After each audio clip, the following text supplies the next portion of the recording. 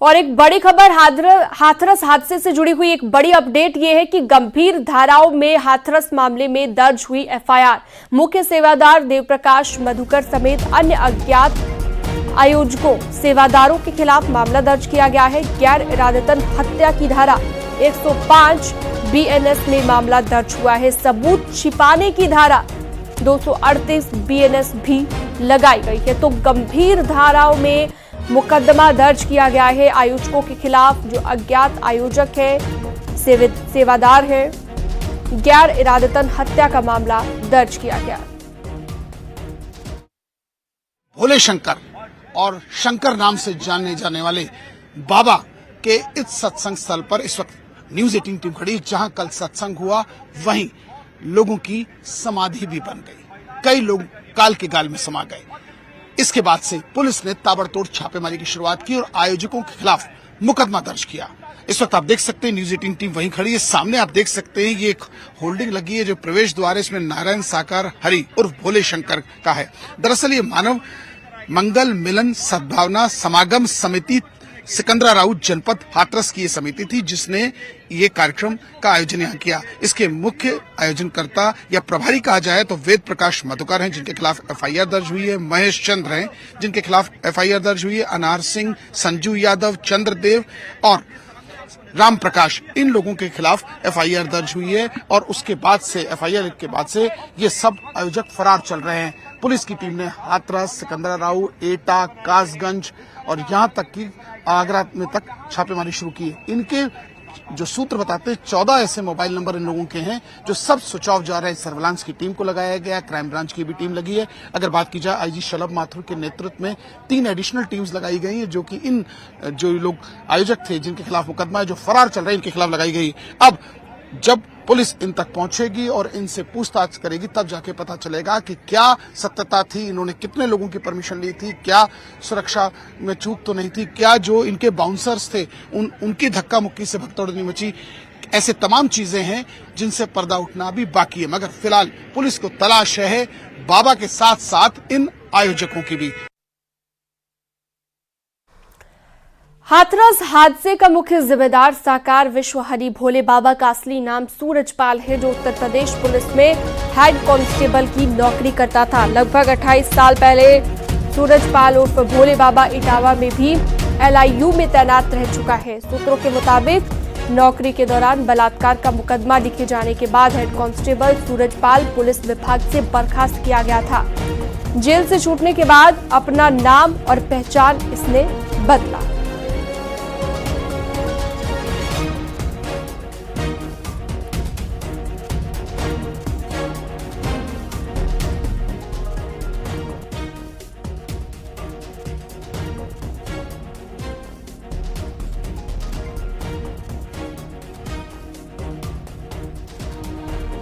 और चलिए सीधा रुक करते हैं। हमारे सहयोगी अलग अलग जगहों से हमारे साथ जुड़े हुए हैं। घटनास्थल से अमित गंजू हमारे साथ जुड़े हुए थे पहले।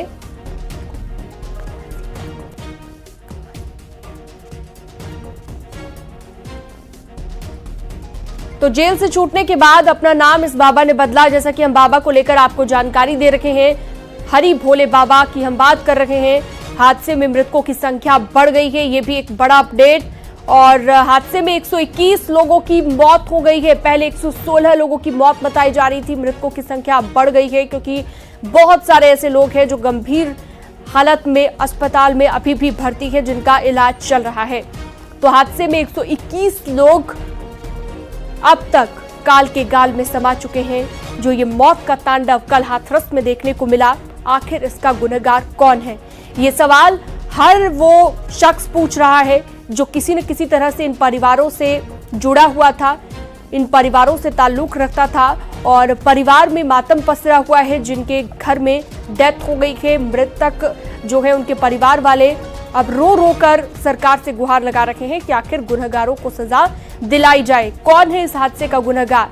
121 लोगों की फिलहाल मौत हो गई है। बड़ा अपडेट इस वक्त हादसे को लेकर हम आपको दे रखे हैं क्योंकि 116 लोगों की मौत पहले बताई जा रही थी और अब 121 ये आंकड़ा बढ़कर हो गया है और माना ये जा रहा है कि इससे भी ज्यादा ये आंकड़ा बढ़ सकता है क्योंकि कई ऐसे लोग हैं जो अभी भी अस्पताल में भर्ती हैं। धीरे धीरे ये आंकड़ा बढ़ रहा है, लेकिन बड़ा सवाल ये कि वहां पर इंतजाम कुछ इस तरह के थे कि लोग ब्रीथ भी नहीं कर पा रहे थे। ह्यूमिडिटी इतनी ज्यादा थी मौसम में, लोग काफी देर से प्यास के लिए भी व्याकुल थे, ऐसा भी माना जा रहा है। तो इतने परेशान थे लोग, और ऐसे में जब हादसा हो जाता है, जब भीड़ कुछ लोगों को रौंदती हुई चली गई, तो उसके बाद आप अंदाजा लगा सकते हैं कि कितनी क्रिटिकल कंडीशन में उन्हें अस्पताल ले जाया गया होगा।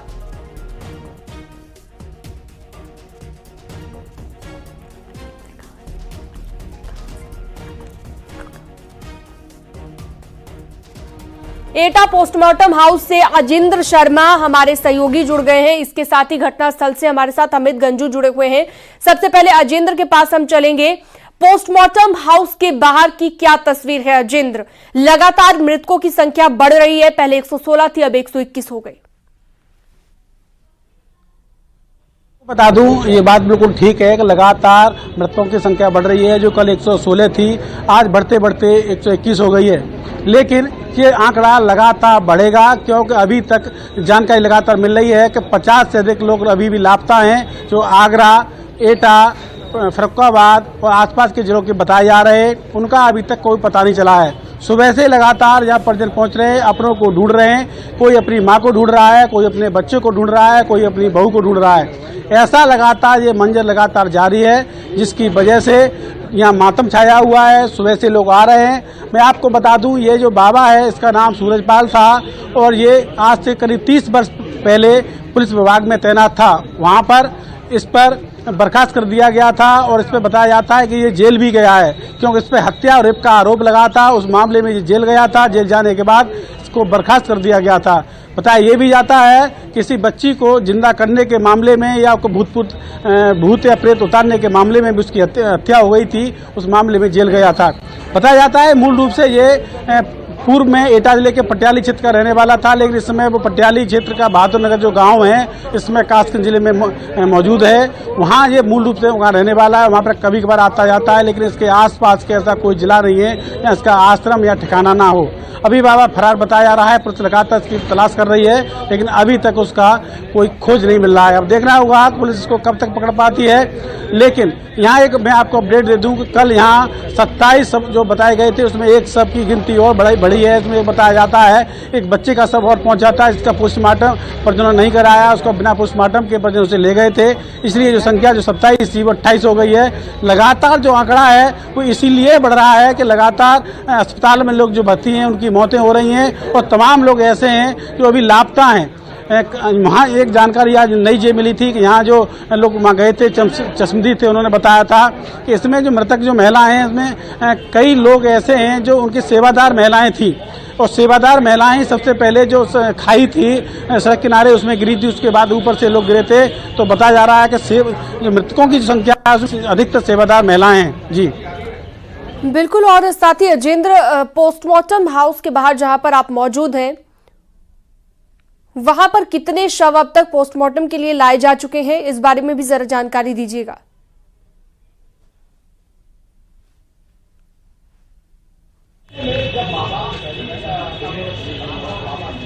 डिस्कनेक्ट कैसे हो गया?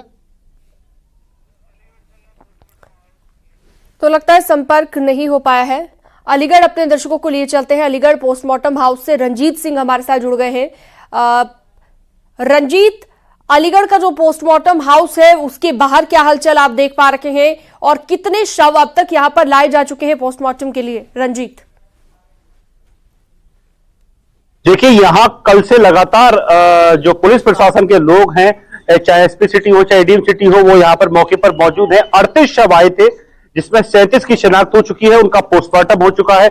एक जो शव जिसकी शिनाख्त नहीं हो पाई है, उसके परिजन यहाँ पर आए हुए हैं और वह उनकी शिनाख्त करने का प्रयास कर रहे हैं। लगभग यहाँ पर सभी जो शव आए थे उनका सभी का पोस्टमार्टम हो चुका है। पूरी रात पोस्टमार्टम चला है। डॉक्टरों के कई पैनल यहाँ पर मौजूद थे, जिन्होंने लगातार यहाँ पर पोस्टमार्टम किया है। यहाँ पर व्यवस्था मैं आपसे कहूंगा, कैमरा पर्सन से दिखाना चाहूंगा कि कई लोग ऐसे हैं जो अन्य जनपदों से आए हुए हैं और वे अपने परिवारजनों को ढूंढने का प्रयास कर रहे हैं। चाहे हाथरस हो, चाहे मथुरा हो, चाहे आगरा हो, तमाम लोग ऐसे हैं। और वहां के तमाम अधिकारी भी यहाँ पर मौके पर मौजूद है, जो यहाँ पर अपनों को उनकी मदद के लिए यहाँ पर खड़े हुए हैं। मैं आपको बताऊं तकरीबन यहाँ पर 122 लोगों के मरने की सूचना प्राप्त हो रही है। अलीगढ़ में 5 पता चल रहा है कि 5 लोग अलीगढ़ के खत्म हुए हैं और 38 अन्य जनपदों के आए हैं। अभी पुलिस प्रशासन के तमाम वरिष्ठ अधिकारियों से बात करी तो उन्होंने बताया कि अभी वहां के कंट्रोल रूम से हम कांटेक्ट में बने हुए हैं। आगे अगर कोई सूचना आती है, अगर किसी की कंडीशन सीरियस होती है तो उसको यहाँ पर जेएन मेडिकल कॉलेज लाया जाएगा, जिला अस्पताल लाया जाएगा, और अगर किसी की कोई मृत हो जाता है तो उसके लिए भी यहाँ पर पहले से व्यवस्था की जा चुकी है। और चलिए अब अपने दूसरे सहयोगी अमित गंजू के पास चलते हैं। आप बने रहिएगा हमारे साथ। रंजीत, अमित, जरा घटनास्थल की तस्वीर एक बार फिर से दिखा दीजिए। सुबह से आप लगातार रिपोर्टिंग कर रहे हैं और बार बार दिखा रहे हैं कि किस तरह से वहां पर एविडेंसेस कलेक्ट करने के लिए पहुंच रहे हैं। अभी की क्या हलचल है, जरा दिखाइए अमित।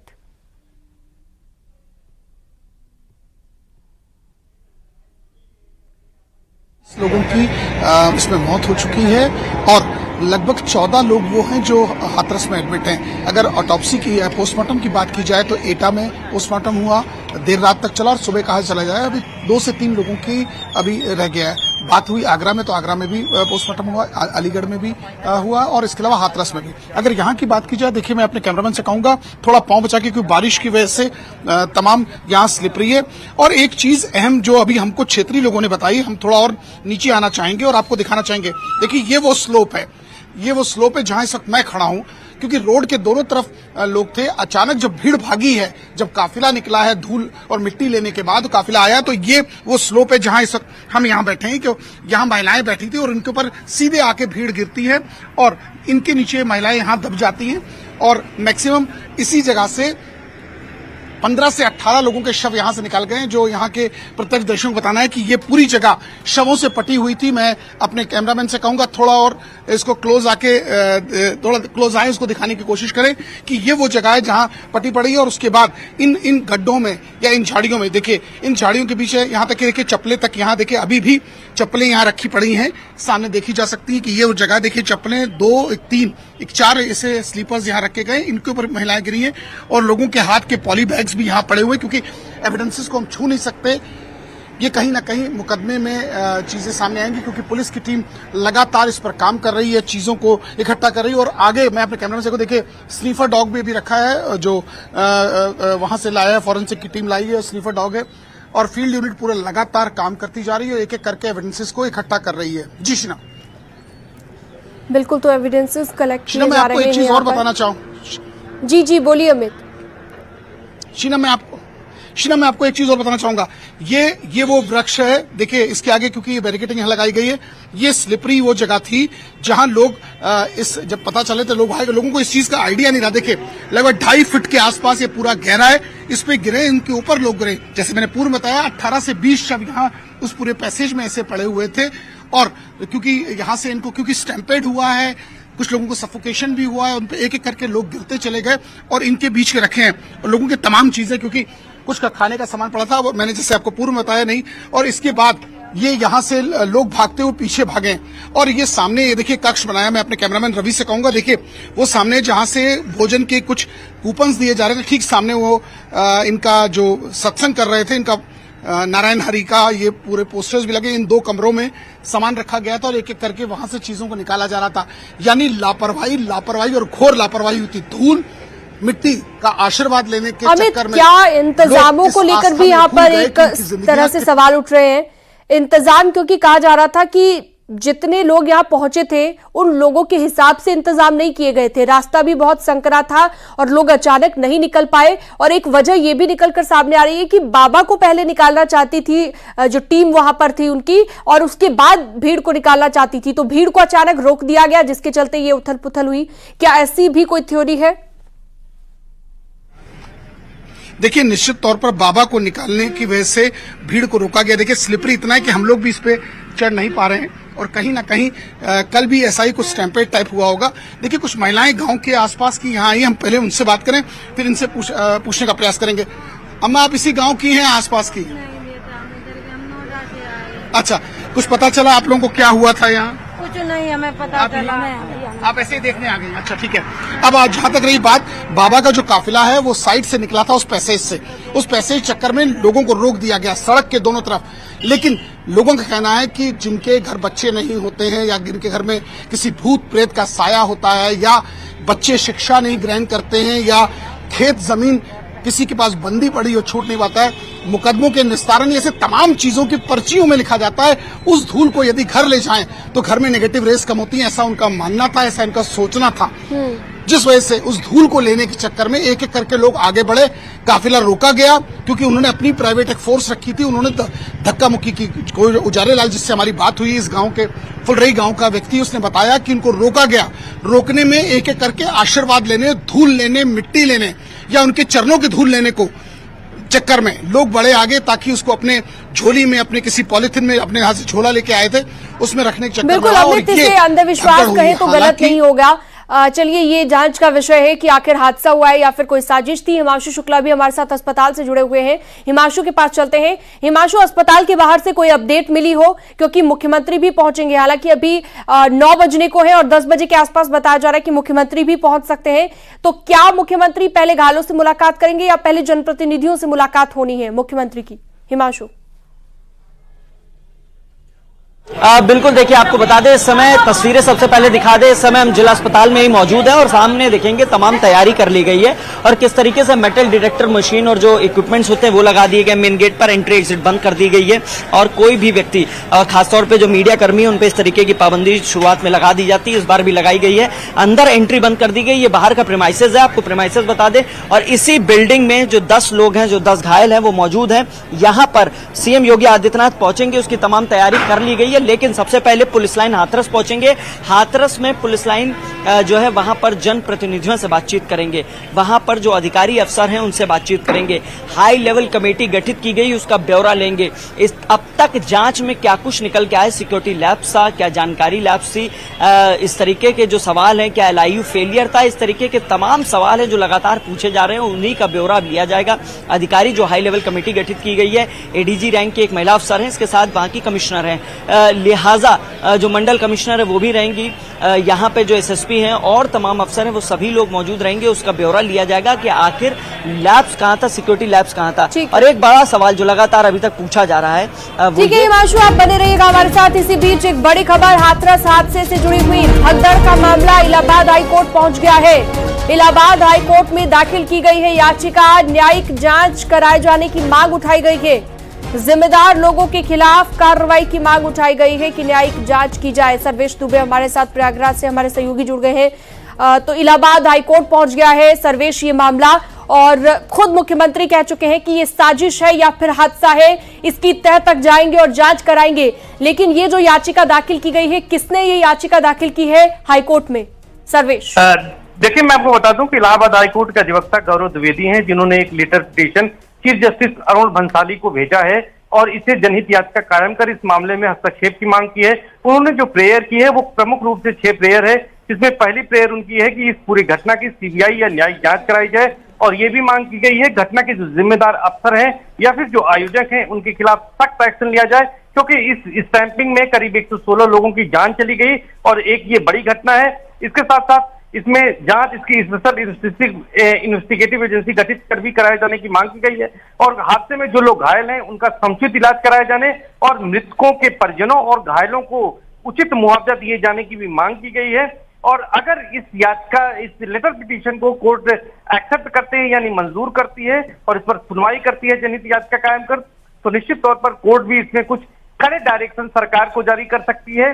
और ये माना जा रहा है कि अब इस मामले में हाईकोर्ट इस मामले में अब दखल देकर इस मामले में सुनवाई कर सकता है। जी।